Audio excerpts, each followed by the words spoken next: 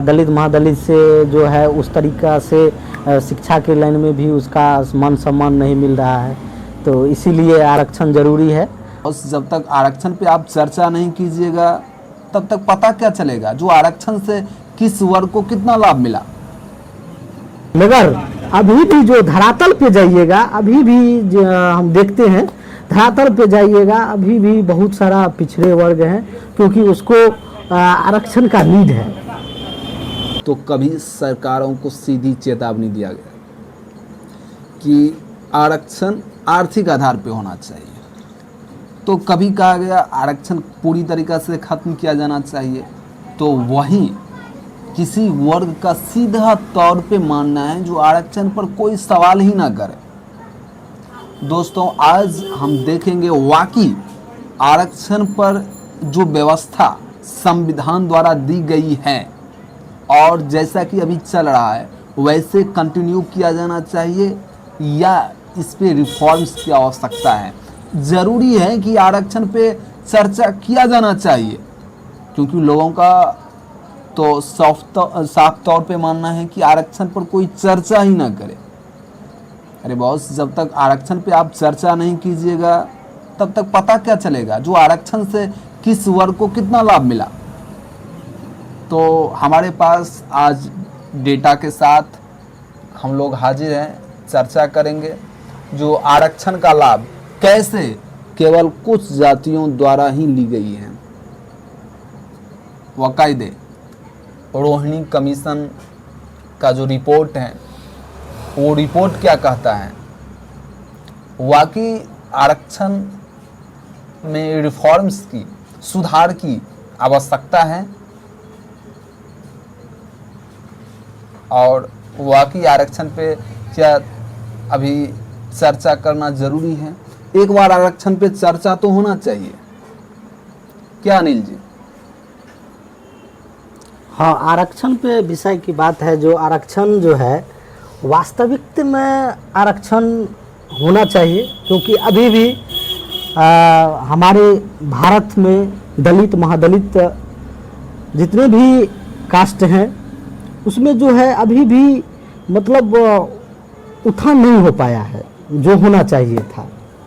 इसके कारण आरक्षण जो है होना ही चाहिए था। नहीं, मेरा ये मानना है बिकॉज ऑफ रिजर्वेशन आज कई वर्षों से 1950 में 1950 में जी। आपका शेड्यूल कास्ट और शेड्यूल ट्राइब के लिए आरक्षण लागू हुआ और अभी तक उनको रिजर्वेशन मिल रहा है कहीं ना कहीं।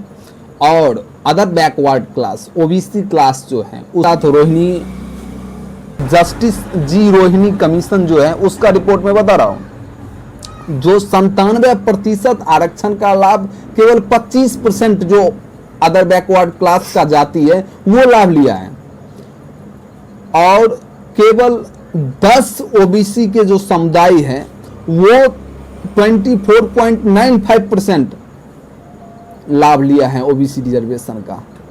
वहीं लगभग 983 ओबीसी समुदाय को कोई प्रतिनिधित्व ही नहीं मिला। ओबीसी रिजर्वेशन का जो लाभ मिलना चाहिए वो 983 ओबीसी वर्ग के जो समुदाय हैं उसको अभी तक लाभ ही नहीं मिला। केवल कुछ वर्गों के द्वारा ओबीसी का जो रिजर्वेशन है उसका लाभ ले लिया गया। वैसे ही अगर हम बात करें, हम आगे से अदर बैकवर्ड क्लास का जिस तरीका से मैंने बात किया हूं, ऐसे ही शेड्यूल कास्ट और शेड्यूल ट्राइब का भी यही सिचुएशन है। जो शेड्यूल कास्ट का भी कुछ जातियां जो है वही शेड्यूल कास्ट का रिजर्वेशन का लाभ ले रहा है, तो शेड्यूल ट्राइब का भी यही सिचुएशन है। तो कहीं न कहीं समीक्षा का तो आवश्यकता है, जो इस पे एक बार चर्चा तो होना चाहिए। जो आखिर कैसे कुछ समुदाय ही आरक्षण का मलाई खा रहा है, बाद बाकी जो समुदाय है उसको तो ठेंगा मिल रहा है आरक्षण के नाम पर। उस वास्तविकता में आरक्षण मिलना चाहिए था। बाबा भीमराव अम्बेडकर ने जो संविधान में लिखा है, जो गरीब को उत्थान के लिए जो वास्तव में जो है आरक्षण मिलना चाहिए था। देखिए, I am getting your point कि आप रिजर्वेशन का जो वकालत कर रहे हैं, मैं रिजर्वेशन रिमूव की बात नहीं कर रहा हूँ, मैं बोल रहा हूँ रिजर्वेशन रिफॉर्म्स की। रिजर्वेशन में कहीं न कहीं रिफॉर्म्स की आवश्यकता है, सुधार की आवश्यकता है, जो सुधार कई वर्षों से नहीं किया गया है। केवल अपीजमेंट के लिए रिजर्वेशन के कंटिन्यू किया गया है। तो आखिर इस पे चर्चा तो होना चाहिए ना, जो रिजर्वेशन का लाभ किस वर्ग को कितना मिला, कितना वो आर्थिक रूप से संपन्न हुआ, और किस वर्ग रिजर्वेशन से अभी भी सदियों कोस दूर है। जो वर्ग को रिजर्वेशन के नाम पे सिर्फ और सिर्फ अभी तक ठेंगा दिखाया गया है, उसको तो वापस रिजर्वेशन देना पड़ेगा ना, नहीं तो ये व्यवस्था कितना दिन तक और कंटिन्यू आप कीजिएगा। क्या मतलब है जो मतलब एसटी ये सब मतलब जो डॉक्टर ना बने हैं। अनिल जी का कहना, हमारे कहना है कि जो हर एक समाज के जो जितने भी है जो उसमें से कुछ जब सपोर्ट मिलेगा तो बाबा भीमराव अम्बेडकर ने सपोर्ट दिया, तो आज हम देख रहे हैं जो MBBS की डिग्री में भी जो है सपोर्ट मिला, तो कुछ डॉक्टर निखर के आया है। तो इसीलिए हम आरक्षण का सपोर्ट करते हैं।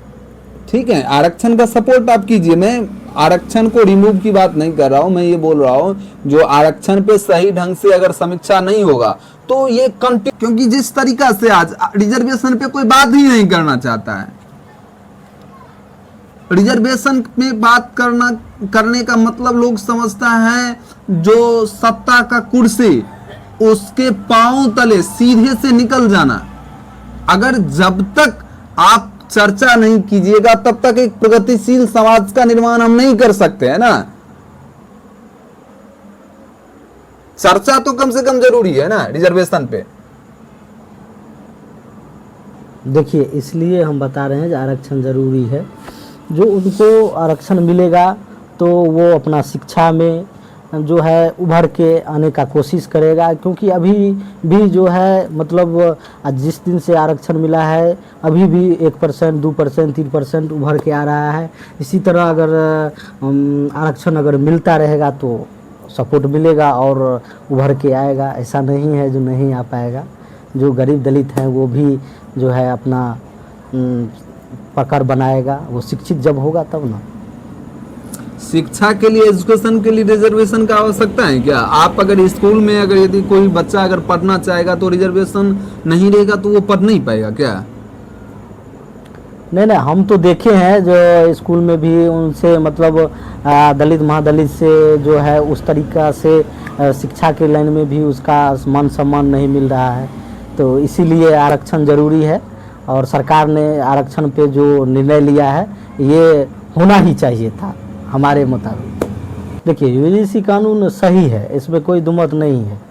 आप बताएं जो बिना एलिगेशन ये होना चाहिए, वेरिफिकेशन अच्छा से होना चाहिए, मगर हमारे जहाँ तक डिमांड है यूजीसी होना चाहिए था, मगर अच्छे से वेरिफिकेशन करके अगर वो अगर गलत है तो उसको तो ये तो कानून पहले भी था ना।